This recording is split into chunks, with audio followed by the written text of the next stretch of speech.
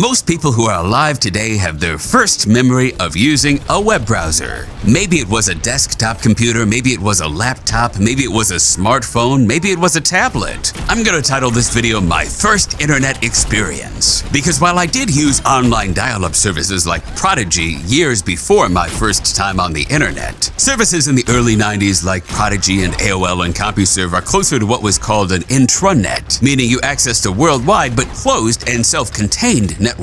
I'll apologize if this story gets too nerdy. Brofist to the nerds. I know some of you guys lived through this too, and for the record, Brofist is gender inclusive. Whatever your gender identity, you can be a bro. Apparently, I'm stealing that from PewDiePie now. So it's May of 1995. I'm 13 years old. I just got the Pentium 90 PC I talked about in my last video with Windows 3.1. This computer came with a 14.4 dial-up modem. The fastest I ever saw it download anything was the blazing speed of 1.4 kilobytes per second. This was back in the day where if you were lucky, you got a second land phone line activated at your house just for dial-up internet. Then your internet service provider would have a long list of local access numbers and you'd have to find one in your phone area code. Cause don't forget, long distance phone calling in 1995, which basically meant to a different area code, was still 15-20 cents a minute. You definitely wanted a local number if you were gonna spend hours using dial-up internet. It's weird to think of how gouging and obnoxious the phone prices were in 1995 for an extremely cheap service to provide. It's almost like cable internet and mobile data gouging prices today.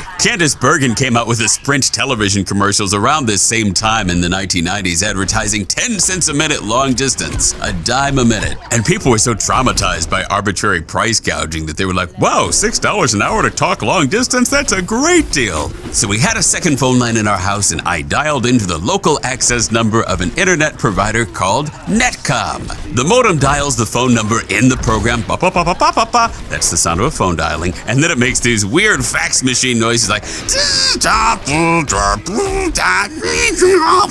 Those of you who use dial-up internet know I am not making that up. It actually made those noises. Then when the sound stabilized into just white noise like psh, that meant you were connected to the internet and it turned the audio off. Some of you may not realize the internet was not always just the World Wide Web and email. So Netcom had this hokey all-in-one software that had different protocols, different ways of accessing the internet. It had Telnet, which is a text-only command line interface just like DOS or if you've used the console key in a video game. It had Gopher, which I never used that protocol, so I don't know much about it, but I hear for a period it competed with the World Wide Web for serving documents. It had Usenet newsgroups, basically a protocol for topic-based discussion forums way before social media like Facebook. Newsgroups were also one of the first ways to distribute illegal software and media until the file sizes got too big and people got sick of breaking them up into so many pieces. And of course, Usenet still exists. There's a Google search engine for it. Finishing off Netcom's hokey internet software, there was IRC, which is real-time chat, still very active today,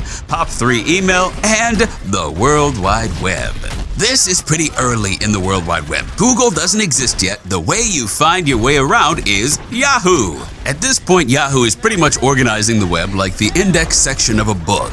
And it was a weirdly equivalent, almost socialist, almost egalitarian moment of the web.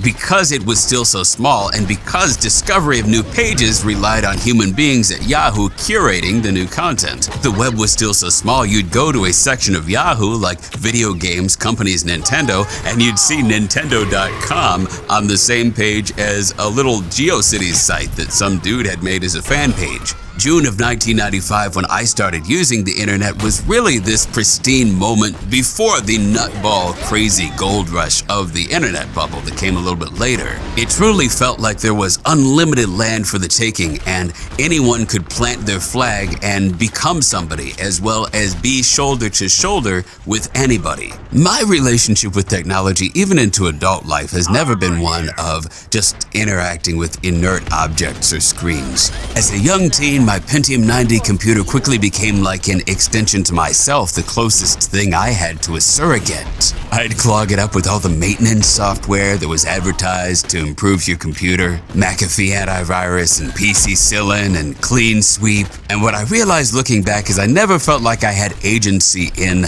my actual life. I couldn't wear what I wanted to wear, couldn't listen to the music I wanted to listen to, couldn't like what I wanted to like, couldn't watch what I wanted to watch. But on that computer, I had a small island of my own creation where no one could hover over every step I took. Windows 95 came out a few months later, and I remember installing it, although not before I managed to fill that 1 gigabyte hard drive up with downloads from that slow modem. I distinctly remember thinking that hard drive would just go on forever and ever, and then looking at Windows 3.1 being like, wow, I must have downloaded 500 gigs of stuff. No small feat when your modem downloads at approximately 5 megabytes per hour. It was somewhere around the start of 8th grade where I realized the built-in Netcom software web browser was pretty terrible, but a new web browser everyone was talking about called Netscape was great. Netscape 2.0 enabled frames, which are pretty trippy, where one part of the web page moves and the other doesn't. Really, it's one HTML file that contains multiple web pages, but every website started using frames. Netscape and Internet Explorer 3.0 enabled borderless frames. Frames were pretty popular on the web until around 1998 when people started to rely more on server-side databases like ASP and PHP. But back to the end of 1995, or the start of 8th grade for me, I remember downloading a lot of MIDI music, which, in case anyone listening doesn't know, it's basically just a file of music notes for your computer's built-in synthesizer to play.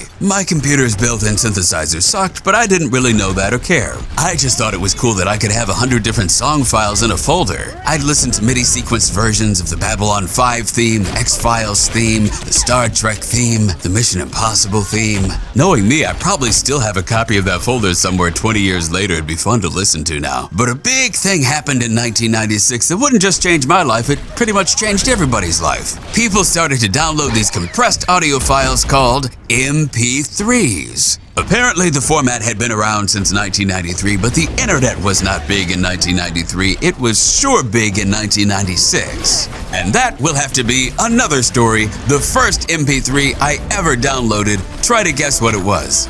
I hope you liked that story. Tell me in the comments, what was your first internet experience? See you soon.